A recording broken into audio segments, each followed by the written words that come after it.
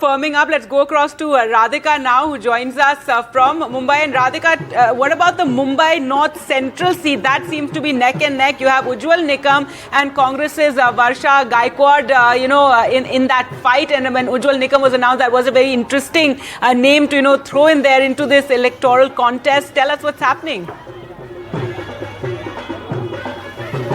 That's right, fascinating results as far as Maharashtra is concerned, still going neck to neck, but MDA has almost called this election because right now we are looking at 20 for MDA, 27 for MDA and 20 for Mahayuti.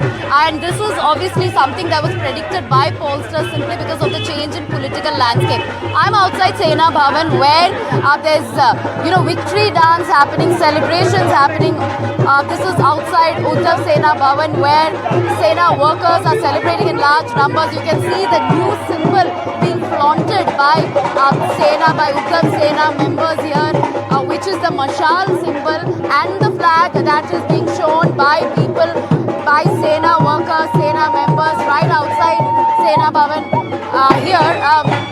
So this is the kind of scenes we've been seeing in Maharashtra since morning. In fact, Sharad Pawar also taking a press conference. He was among the first few leaders who took a press conference, expressing his happiness over the trends that he's seeing now. He says that Maharashtra needs change, and that is what is being witnessed. Of course, he saying that MVA is committed to the people of Maharashtra. MVA was never there like a few years back. It's a newly formed alliance post 2019. And then, of course, Mahayuti also a newly formed alliance. Radhika, is there a sense that this could impact the state politics and potential realignment there? Is this a reiteration that Sharad Pawar holds the NCP, Uddhav Thackeray holds the Shiv Sena? Do you see that happening? Is that what the buzz you're picking up there on the ground?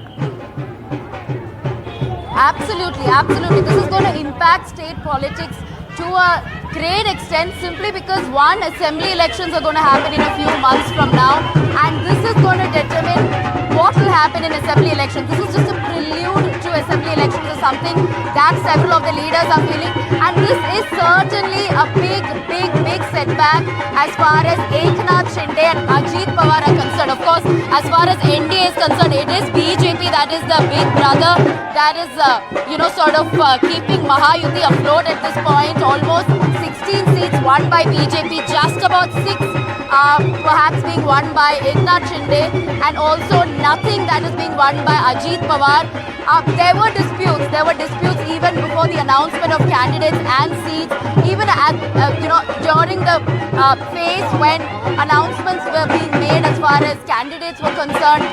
There were a lot of back and forth that we were seeing. So it was disadvantaged Mahayuti to a large extent. Post the split, of course, post Eknath Shinde split, the government itself changed in Maharashtra. It strengthened BJP, it strengthened NDA for sure. Post Ajit Pawar split, the kind of reactions that we got on ground were mixed because there was a sense of betrayal. People did feel confused about the changed political landscape that perhaps may have worked in favor of right. Well, it's great. It's interesting to see. Radhika, the celebrations behind you, and not just the assembly polls, Veera, there's also going to be, the BMC elections in Mumbai. That has been long due, and there you can see celebrations. We talk about the breakup, 29 seats for the India Alliance, out of which 11 the numbers for are on the Congress, screen, Gargi. 10, yes. But for the Sainics, it's a very emotional moment. Absolutely. Remember,